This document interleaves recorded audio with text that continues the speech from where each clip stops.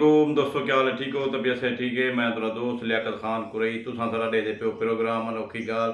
अच्छा सी माशाल्लाह तो दस्याम जो तारीखी शहर रहीम यार खान तो दिखे सा जिथा असल आ माशाल्लाह सी पत्तन मुनारा सी माशाल्लाह दे पे तस्वीर तो नजर आती पे पत्तन मुनारा जिथा पत्तन होंदा पहले रोही हे चोलिस्तान रोही सहरा है जरा इलाका उथा पत्तन मुनारा उथे ही है शहर असल उथे ही होंदा। ठीक है ना। रहीम यार खान को 12 किलोमीटर दूर है सहरा दे विच। ठीक है दोस्तों, उथा जरा ना पहले पहले सब को पहले पत्तन मुनारा होंदा इतना कश्तियां चलदियां ने यानी कि पत्तन होंदा दरिया होंदा। ठीक है ना।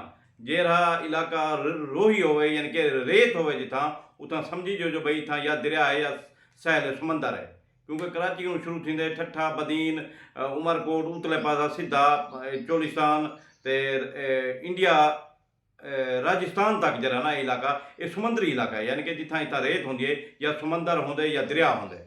असल शहर आ पत्तन मुनारा इतना कारोबार थींदे इतना ताजर आमदे इतना कश्तियां चलदियां इतनी शहर इतनी आबाद होंदा पत्तन मुनारा।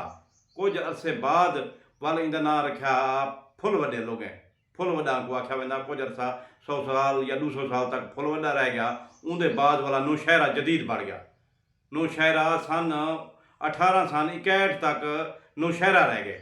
उनके बाद रहीम यार खान बढ़िया हा। रहीम यार खान नवाब सादिक मोहम्मद अब्बासी का पुत्र आ जरा एक हादसे दे विच फौत थी गया जहाँ भाग थी गया यानी कि वो एक असले का तोपखाना हा उनके फौत थी गया तो उनके पुत्र के नाँ से नवाब सादिक मोहम्मद अब्बासी ने अपने पुत्र के नाँ से रखा ये शहर रहीम यार खान।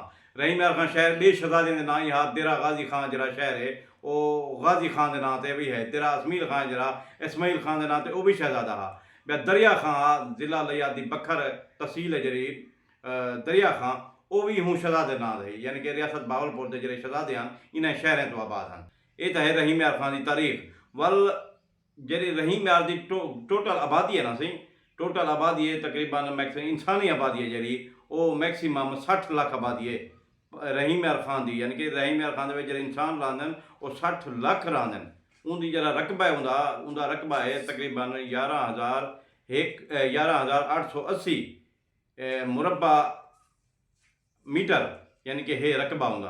ठीक है ना सी यानी कि ज़िला रहीम यार खान 4 तहसीलन सादिकाबाद खुद रहीम यार खान लियाकतपुर तो खानपुर यानी कि रहीम यार खान जरा शुरू थींदे सिंध पंजाब के बॉर्डर कोट सफदर को शुरू थींदे ते अहमदपुर शहर चनीकोट तक ते उच शरीफ तक यानी कि राजनपुर शहर लगते कच्चे वाले पासे दरिया है साडा उतना एडू कश्मीर लगते सिंध लगते घोटकी लगती है।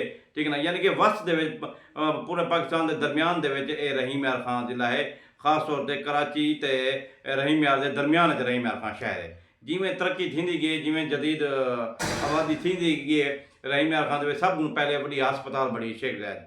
ठीक है ना शेख जैद हस्पताल बड़ी है उनके बाद रहीम यार खान ख्वाजा फरीद कॉलेज बढ़िया वाला जिमें तरक्या थी ख्वाजा फरीद यूनिवर्सिटी बढ़ गई है वाला इस्लामिया यूनिवर्सिटी बढ़ गई है दाने स्कूल बढ़ गए वाला अदालत बढ़ गए निज़ाम सिस्टम जिमें जदीद तरीके के हिसाब से जिमें आबादी बढ़ती गई है माशाल्लाह उमें तरक्की थी रह गई। कोको कोला फैक्ट्री बढ़ गई लीवर यूनिलीवर बढ़ गए और शुगर मिलां बढ़ गए। अच्छा सियासी तौर पर तो दसा रहीम यार खान के 6 MNA हैं यानी कि इतनी आबादी है।